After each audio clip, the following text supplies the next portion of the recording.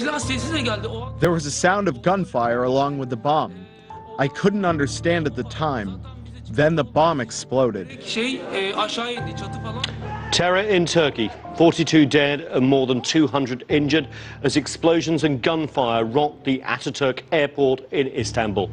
Hello, I'm Nathan King in for Anna Naidu, and this is The Heat.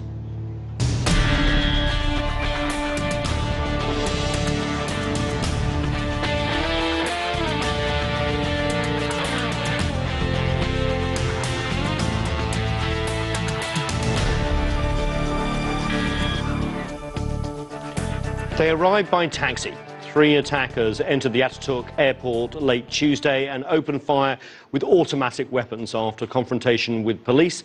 They detonated suicide vests, blasting apart the terminal, killing dozens and injuring hundreds. The Turkish government says early signs point to the involvement of ISIL, the terrorist group operating across the Turkish border, of course, in Syria. For the latest, CCTV's Stephanie Freed joins us from Istanbul. Thank you so much, Stephanie, for joining us. More information, of course, pouring in every hour. Stephanie, what do we know right now about the attacks? Well, the very latest that we're getting, Nathan, about the 3 attackers that pulled into the taxi area, as you noted, is that one served as a diversion.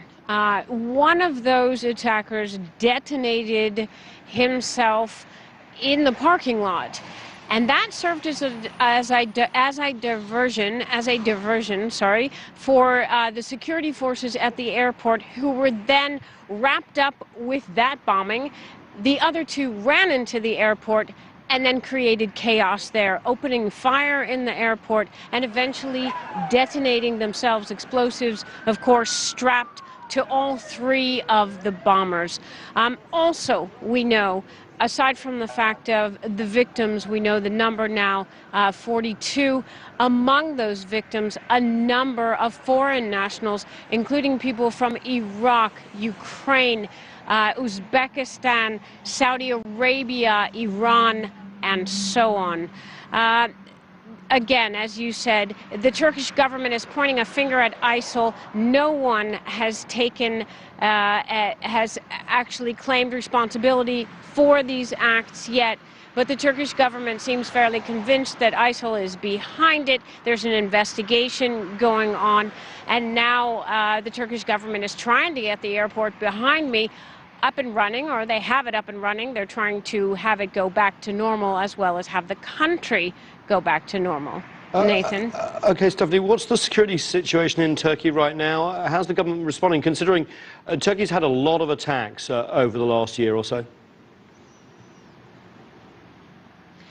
They have had a lot of attacks, and one would think, or it appears, that certainly in the airport compound there's a huge beefed up presence of security, people wearing full flaks, military gear, automatic weapons in the airport areas.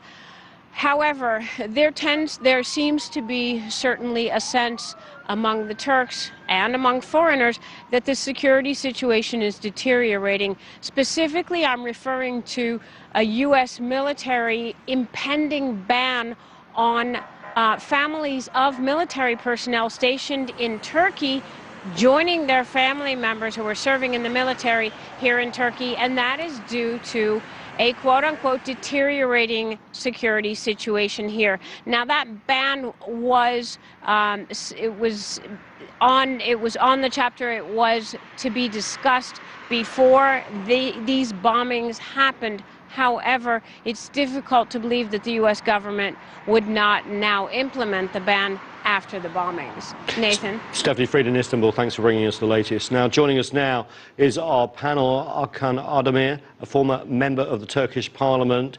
And in London, we have Hakan Cemuz, is a Turkish political commentator. David Gartenstein Ross is a senior fellow with the Foundation of Defense of Democracies. And from New York, we have Ali Çınar, he's executive vice president with the Turkish Heritage Organization. Hakan, I want to start with you because you're a former member of the Turkish Parliament. You've recently moved here. What's the mood of the Turkish people after this attack? Now, this is not the first attack. Turkey has been targeted repeatedly, both by ISIL and also by the Kurdish separatist PKK and its offshoot TAK. So Turkish society is actually quite seasoned for terror attacks, but the repeat nature of these attacks and the large scale of the attacks are actually bringing the mood down. And this is also an attack on a lot of Turkish citizens. Before ISIL-inspired attacks looked like, David, that they were attacking foreigners, or in the case of a lot of Kurdish attacks, on the security services, correct? Yeah, well, you also had the attack, of course, that occurred back in October against a peace rally, which was attributed correctly to ISIL. That was a devastating attack against civilians, the deadliest one that ISIL has carried out within the country. But what makes this unique is just how international the target is. You previously did have ISIL attacks against tourist targets. You had a suicide bombing happen earlier this year. But the Ataturk airport, anybody who's been through Turkey knows that airport. It's an iconic airport, one of my favorite airports in the world, and one that is thought of as being correctly so secure that it's a very heavily symbolic attack. Hakan Jamuz, you're in London. There have been several attacks, of course, claimed by ISIL. This one hasn't yet. We think about Brussels, of course. Was Turkey ready for this, considering it's had other attacks this year, an increasingly unstable environment? Is it ready to react to this sort of new phase?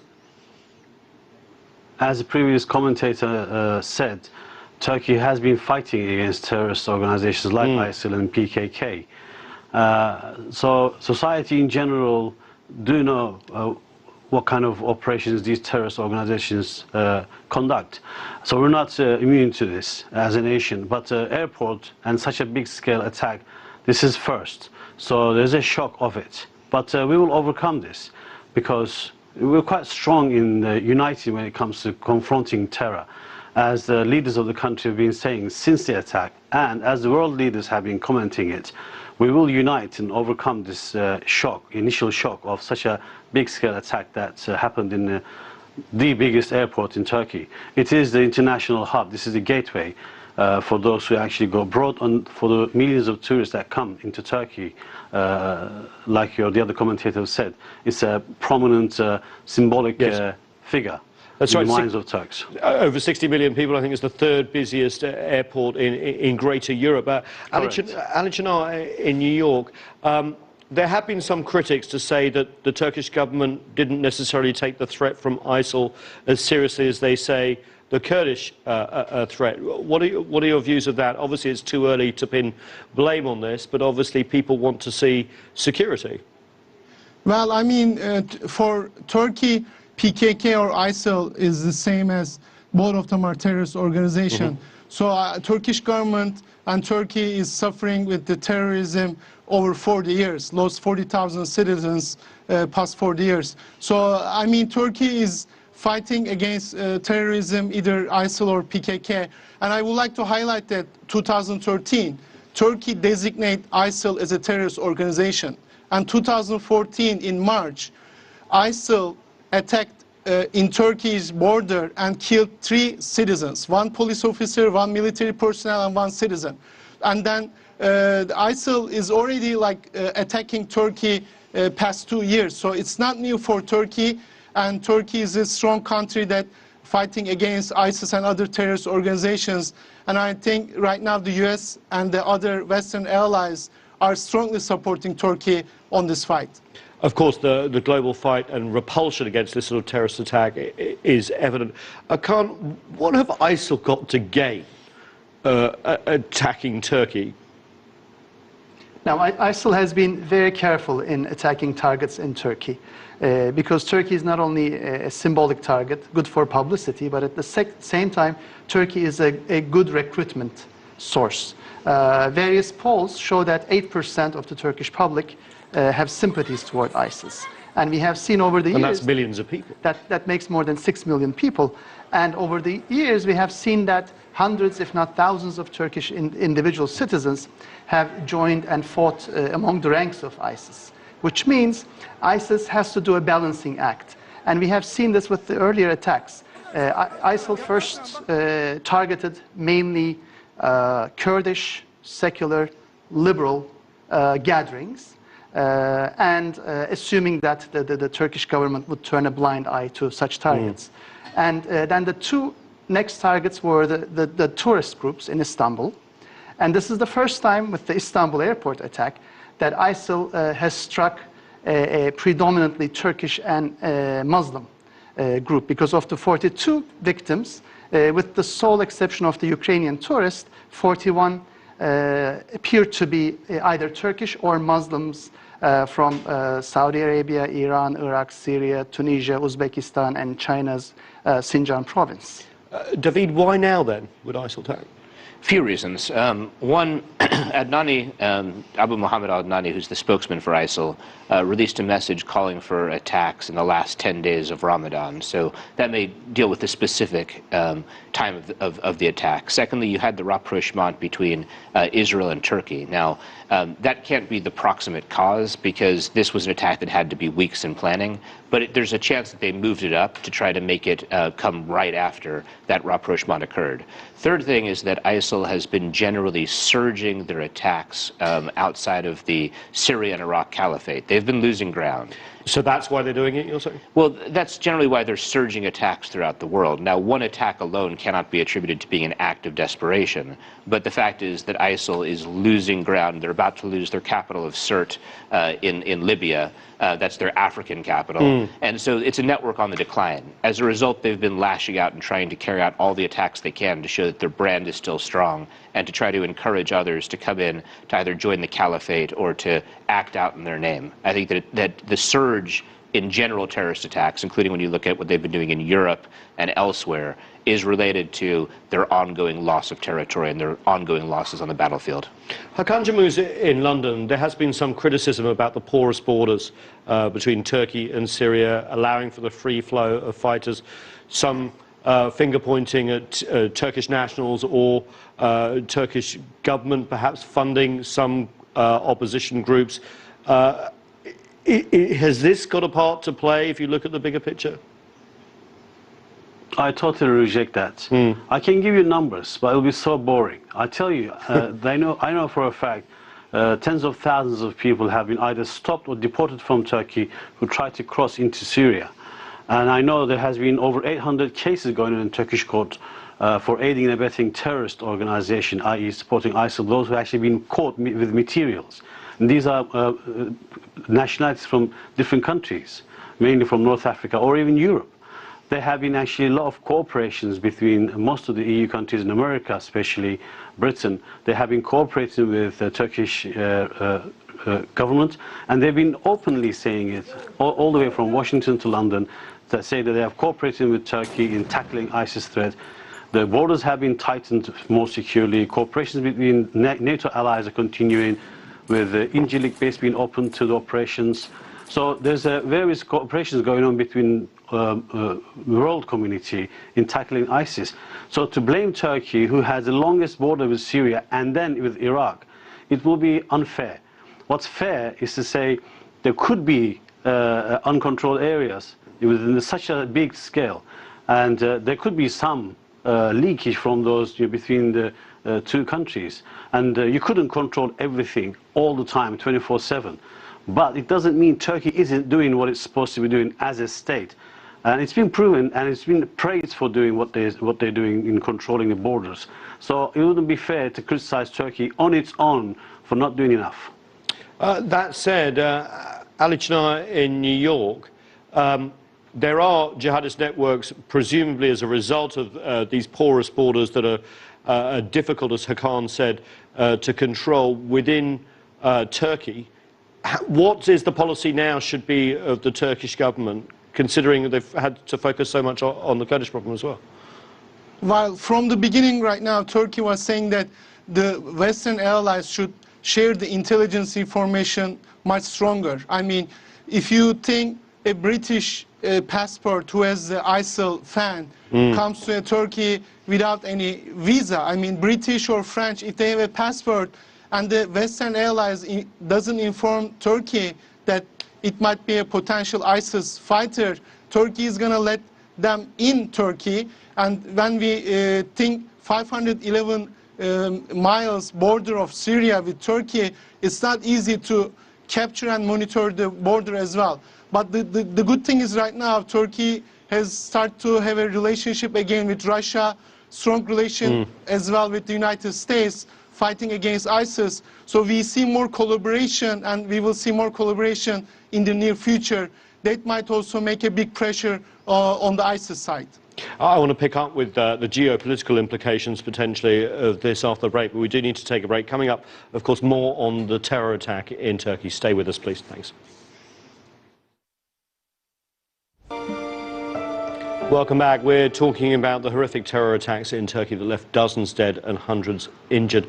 With me, of course, still is Hakan Erdemir, a former member of the Turkish Parliament. Ali Çınar is with the Turkish Heritage Organization. Hakan Camus is a political commentator, and David Gartenstein-Ross is a counter-terrorism expert. Welcome back to you. Hakan, I want to get to you. Recently, Turkey has sort of shifted its foreign policy a little bit, and in the wake of these ISIL attacks, can you see that continuing? I'm talking about a rapprochement with Russia after the downplane over Syria, rapprochement with Israel after the Gaza blockade killed Turkish citizens, a move more towards the US position of combating ISIL in Syria, but still with the policy of getting rid of Assad first. What's going on, and how do you think this horrific attack will reinforce that or change it? Certainly Turkey is pivoting back to the West, pivoting back to its traditional foreign policy, and this is a move I do welcome. Many see this as a drastic U-turn because Turkey was on a collision course with Israel, with Russia, with Egypt, even at one point contemplating substituting the European Union and NATO with Shanghai Cooperation Organization. So today I think Turkey is coming back to its traditional pragmatic, more realist foreign policy. And in fact, in the next couple of weeks, we might see new moves trying to rebuild relations with Egypt, and even maybe start on a more pragmatic transactional relationship with the Syrian regime. Now, so you mean dumping, ousting President Assad? David, could you see that as a foreign policy priority go lower as a result of this attack? I think it's possible. I think it's unlikely because of how deeply they're invested in getting rid of Assad. But look, I think one of the big problems that Turkey faces on the foreign policy front is that you're seeing what I would call a Pakistanization of Turkey. If you look at the militant groups that have relatively free rein to operate and are being supported by the Turkish state, you have groups like Ahrar al-Sham, Jabhat al-Nusra, and the coalition of which they're a part, Jaish al-Fatah. And that's a problem. The borders, I agree that Turkey has been trying to stop ISIL from crossing the borders, but at the same time, a lot of the border towns are very ugly places to go. You've had people go there and get murdered, and very bad things happen in those areas where these groups have a lot of influence. So as long as getting rid of Assad is such a high priority that jihadist groups have relatively free rein, and I'm saying this not in a way to judge their desire to get rid of Assad. He is a brutal dictator. But this is going to create fundamental problems for the Turkish state that are going to be very, very hard to deal with. Hakan Camus in London, do you agree with that? The Pakistanization of Turkey, and in the light of this, a reorganization of foreign policy goals to take on ISIL, perhaps more than depose President Assad in Syria? The wording I don't agree with, because you're talking about a weak state, concept of weak state with that. Turkey is not a weak state. Therefore, I don't foresee that kind of Pakistanization of Turkey happening. However, there is a point to be made there, and the point is this. They did have a very ambitious foreign policy, especially when it comes to Syria. Yes, the whole idea was that within a few months of this whole uprising starting, they would end up in Damascus. And as then the Foreign Minister Ahmet Davutoğlu said that they would have a prayer sessions in Damascus within 3 months, he said. But that was over-ambitious statements after almost 5 years of infighting going on and misery and fighting. We're still not there, and Assad is there. If Assad is going to go, it's going to go through political arrangements that will be made by the global players, and not just Turkey. Maybe it's the realization of that somehow makes Turkey change the way they're approaching their foreign policy. Rapprochement with Russia is a very, very important, significant sign that Turkey will want to take active part in now a process of reshaping the region, because Russia is a big player in there. Israel and Turkey's foreign rapprochement issue has been going on for quite some time. It's kind of detached from it, but it is still, you could put it into the same mindset change that's happening in Turkey at the moment. Ali Chinar, do you see also a change in the approach to the Kurds, considering ISIL is seen by others in the region, especially the US, of course, who are influential, as less of a problem than ISIL? Well, I mean, still there's an issue with the Kurdish groups, especially with the PYD, since for Turkey, PKK and PYD are the same as terrorist organizations, and Turkey cannot agree with some Western allies on the PYD issue. So it will continue to be a big problem in the region as long as the Western doesn't support PYD and link to PKK. So this is a big issue, and we still see a big PKK attacks eastern and southern part of Turkey, and every 20 security personnel kills every week. So this is a big terror threat and continues for a big terror threat. So I don't think there will be a big change. Turkish army is taking a big action on PKK, not the Kurds. We need to also differentiate as well. So some media also making a big mistake labeling the Kurdish groups and PKK the same. So the policy is not going to change. The Turkish government is taking as I said, strong action on PKK, and is not going to change. I just want to go back to this whole idea of taking on the Kurds and the differences in the approach of ISIL. Other governments have found this too. You know, when you have an insurgency, it seems easier to defeat militarily. But ISIL is amorphous. It can inspire people over the internet. It's almost like battling an idea. Neither the PKK nor ISIL could simply be defeated through security measures, because this is also about winning the hearts and minds of people. First of all, we have to accept that the pro-Kurdish HDP party has a wide followership, and the more Turkey pushes it out of the parliament through the lifting of parliamentary immunity, the more Kurdish youth would be disenfranchised and pushed to radicalism. On the ISIL side, we just mentioned 8% of the population being sympathetic to ISIL. And this is simply not a matter of solely a security issue. How can Turkey come up with policies to win the hearts and minds of these people from radicalism, extremism, hate and bigotry toward democracy and pluralism? Hakan, you wanted to jump in here in London?